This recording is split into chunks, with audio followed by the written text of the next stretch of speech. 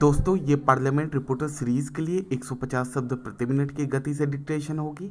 अगर आप हमारे चैनल पर नए हैं तो चैनल को सब्सक्राइब जरूर कर लें और बेल आइकन को दबाना बिल्कुल भी ना भूलें, ताकि हमारी आने वाली सारी लेटेस्ट वीडियो आप तक सबसे पहले पहुंच सके। तो चलिए फ्रेंड्स, देर ना करें, शुरू करते हैं।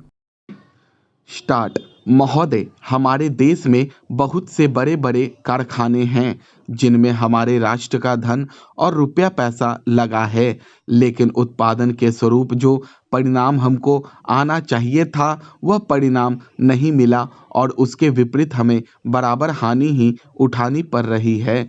इसी प्रकार से अगर व्यक्तिगत क्षेत्र में धन लगाने को मना कर दिया जाए या व्यक्तिगत क्षेत्र में भी इस तरह से धन लगाने के लिए एक प्रकार से मनाही कर दी जाए या इस प्रकार के कानून बना दिए जाएं जिससे व्यक्ति विशेष उस उद्योग के क्षेत्र में आगे आए, नहीं तो मैं समझता हूँ हमारा देश बहुत बड़ी गलती करेगा।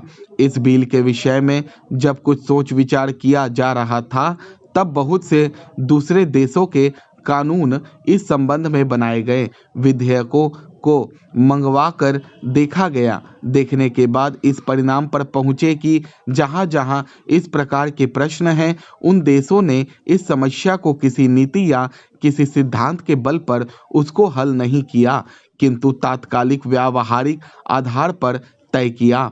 हमारे जैसे देश की प्रारंभिक अवस्था में अगर हम केवल समाजवाद की लाइन पर इसका स्वागत करें और इस प्रकार का कानून बना दे तो सार्वजनिक क्षेत्र में चाहे उपलब्धि कितनी कम क्यों ना हो, लेकिन व्यक्तिगत क्षेत्र में जो बड़े बड़े उद्योगपति हैं, अगर वह उद्योगों में अपनी पूंजी लगाने के लिए तैयार नहीं होंगे तो जब तक वह पूंजी नहीं लगाएंगे तब तक बाजार में प्रतिस्पर्धा नहीं होगी और इस प्रकार से कानून का आशय पूरे का पूरा नष्ट हो जाएगा। तो इन तीनों के बीच का मध्यम मार्ग अपनाया गया और इस परिणाम पर पहुंचा गया कि इस प्रकार का कानून बनाया जाए कि जिससे दोनों का आशय पूरा हो जाए, नीति और सिद्धांत की रक्षा भी हो जाए, लेकिन नीति और सिद्धांत के होते हुए भी एक व्यक्तिगत दृष्टिकोण अपनाया जाना चाहिए और व्यक्तिगत दृष्टिकोण को अपनाने के लिए अपने देश में अच्छी व्यवस्था लानी ही चाहिए। ऐसा न हो कि हम समाजवाद के जोश में जो व्यक्तिगत क्षेत्र में उद्योग हैं उन पर हावी हो जाएं और उनको चलने ही न दें। इस बिल के विषय में दोनों प्रकार की गवाहियां आईं। इस प्रकार का एक समूह ऐसा आया कि जो चाहते थे कि उनके एकाधिकार के ऊपर किसी प्रकार का बंधन नहीं होना चाहिए और वह बराबर अपने उद्योग को उस सीमा तक ले जाए कि लाइसेंस उन्हीं लोगों को मिले और दूसरे लोग जो उस क्षेत्र में आते हैं उनको लाइसेंस न मिले। और इस प्रकार अगर कोई 5,000 रुपए की चीज़ है उसको कोई 10,000 रुपए में बेचना चाहे तो जो उपभोक्ता है वह उसको 10,000 में लेने के लिए विवश हो जाए, क्योंकि जब उपभोक्ता को उनके सिवाय और कहीं बाजार में वह वस्तु नहीं मिलेगी तो वह उसको उस दाम पर खरीदने को विवश हो जाएगा। गरीब जनता के लिए यह भी मुमकिन नहीं है कि वह ऊंचे दाम पर अनाज खरीदे। उपसभापति महोदया, मैं इस एप्रोप्रिएशन बिल का समर्थन करता हूं और समर्थन करते हुए मैं तमाम सदस्यों को यह कहना चाहता हूं कि जब जब बजट में कर की वृद्धि का प्रस्ताव आता है मैं उसका तहे दिल से समर्थन करता हूं और इसीलिए समर्थन करता हूं क्योंकि मेरी यह राय है कि जब तक हिंदुस्तान के जितने रिसोर्सेज हैं उन सब का संग्रह न करें तब तक हमारी जो योजना है वह कभी भी फलीभूत नहीं हो सकती। बदकिस्मती है कि हमारी वैसी आर्थिक स्थिति नहीं सुधरी है और इसलिए हमें विदेशों से कर्जा लेना पड़ता है। विदेशों से कर्जा लेना कोई शर्म की बात नहीं है, सब सरकारें लेती हैं और उससे काम चलाती हैं। लेकिन हमारा बराबर यह निजी विचार रहा है कि देश में जो टैक्स देने वाले लोग हैं उनसे टैक्स लिया जाए और अमीरों से ज़्यादा लिया जाए तथा गरीबों से कम लिया जाए। यह हमारा विचार बराबर रहा है। लेकिन मेरी शिकायत है कि अभी जो हमारी सरकार है वह समाजवाद की स्थापना के लिए बात करती है, किंतु इसकी जो आर्थिक नीति है वह मिश्रित अर्थव्यवस्था की है, गंगा यमुना की नीति है। और यह जो गंगा यमुना की नीति है वह मुल्क के लिए अच्छी चीज़ नहीं है। कितने दिन तक यह चलेगी यह तो पता नहीं और इसीलिए हमारी सरकार कभी कभी अमीरों पर रहम करती है। उनसे तो इतना टैक्स लेना चाहिए कि हमें बाहर के जो देश हैं उनसे कर्जा लेने की ज़रूरत न पड़े। इसके साथ ही साथ जो मध्य वित्तीय दर्जे के लोग हैं जिनकी माली हालत अच्छी है उनसे भी जरूर टैक्स लिया जाए और गरीबों से कम लिया जाए। लेकिन ऐसी स्थिति नहीं है। जो हमारी समाजवाद की नीति है वह तो अपनी जगह पर सही है, योजना भी हम करते हैं, लेकिन जो हमारी आर्थिक नीति है वह गलत है और जो मिश्रित अर्थव्यवस्था की नीति है उसको ही हम ढोए जा रहे हैं। हमारे वित्त मंत्री बड़े गर्व के साथ कहते हैं कि चूंकि हम प्रजातांत्रिक समाजवाद को मानते हैं इसलिए मिश्रित अर्थव्यवस्था रखे हुए हैं। दुनिया में जो भी प्रजातांत्रिक समाजवाद की परिभाषा है उसे हमने पढ़ा है, लेकिन जो वित्त मंत्री साहब दलील देते हैं वह समझ में नहीं आती है। प्रजातांत्रिक समाज क्या होता है? यह कि प्रजातांत्रिक तरीके से उसकी योजना बनाएंगे और इसलिए ही उसे प्रजातांत्रिक समाजवाद कहते हैं।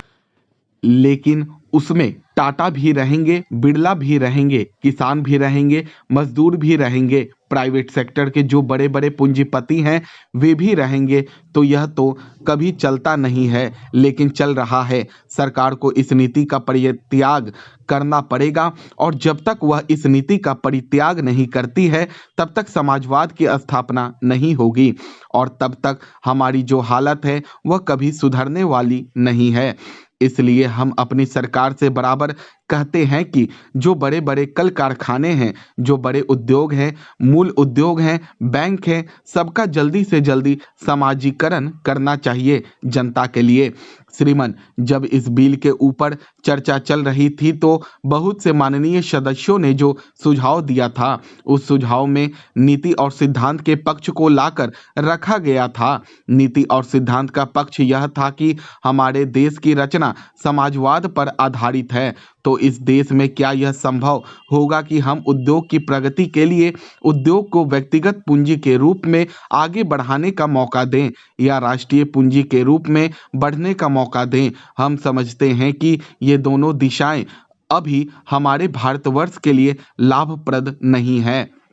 अगर पब्लिक सेक्टर में ही हम पूंजी लगा दें और प्राइवेट सेक्टर के लोगों को पूंजी बढ़ाने का या उद्योग के क्षेत्रों में घुसने का अवसर ना दें तो हमारी प्रगति रुक जाएगी। मगर हमारे बहुत से माननीय मित्र इस बात से सहमत होंगे कि सार्वजनिक क्षेत्र में जो पूंजी लगी हुई है साधारणतः उन क्षेत्रों में उत्पादन भी नहीं बढ़ा है, लाभ भी नहीं हुआ है और ऐसे क्षेत्र बराबर घाटे में चलते जा रहे हैं। लेकिन उसका मतलब यह होना या उसका मतलब यह लगाया जाना किसी भी प्रकार से उचित नहीं होगा कि सार्वजनिक क्षेत्र में कुछ उद्योग खड़े ही नहीं किए जाने चाहिए या उनमें पूंजी का विनियोग नहीं होना चाहिए, क्योंकि असल में सार्वजनिक क्षेत्र में उद्योग तभी सफल होते हैं जब सार्वजनिक क्षेत्र में काम करने वाले ऊपर से नीचे तक, डायरेक्टर से लेकर चपरासी तक, उनके कर्मचारीगण, कार्यकर्ता, उस प्रबंध में काम करने वाला प्रत्येक व्यक्ति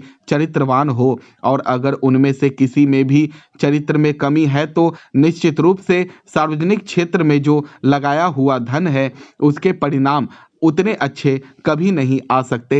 इसी प्रकार से यदि व्यक्तिगत क्षेत्र में धन लगाने के लिए एक प्रकार से मनाही कर दी जाए या इस प्रकार के कानून बना दिए जाएं जिससे व्यक्ति विशेष उस उद्योग के क्षेत्र में आए नहीं, तो मैं समझता हूँ हमारा देश एक बहुत बड़ी गलती करेगा। इस बिल के विषय में जब कुछ सोच विचार किया जा रहा था तब बहुत सी दूसरी चीजों के कानून इस संबंध में आए। बिल मंगवा कर देखे गए। देखने के बाद इस परिणाम पर पहुंचे कि जहां जहां इस प्रकार के प्रश्न हैं उन देशों ने इस समस्या को किसी नीति या किसी सिद्धांत के बल पर उसको हल नहीं किया, किंतु तात्कालिक व्यावहारिक आधार पर तय किया।